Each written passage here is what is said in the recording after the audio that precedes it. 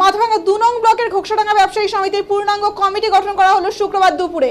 এদিন ঘোকসাডাঙ্গা কমিউনিটি হলে ব্যবসায়ীদের নিয়ে সম্মেলন করা হয় এবং তারপর মাথাভাঙ্গা 2 নং ব্লক পঞ্চায়েত সমিতির সভাপতি ডক্টর শাবলু বর্মনের উপস্থিতিতে 17 জনের একটি কমিটি ঘোষণা করা হয়। সভাপতি মানিক চন্দ্র দে, সম্পাদক ধরণীকান্ত বর্মনকে নিয়ে এই স্থায়ী কমিটি গঠন করা হয়েছে। এই কমিটির নবনিযুক্ত সদস্যরা জানান, ঘোকসাডাঙ্গা বাজারের উন্নয়নের স্বার্থে সকলে একত্রিত হয়ে তারা কাজ করবেন।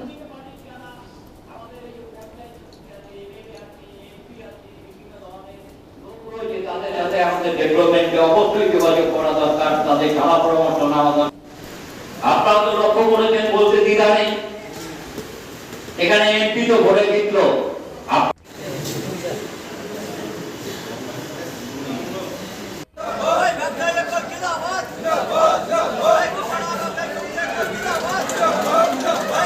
মিডিয়ায় একদম এগুলো চলতেই থাকে।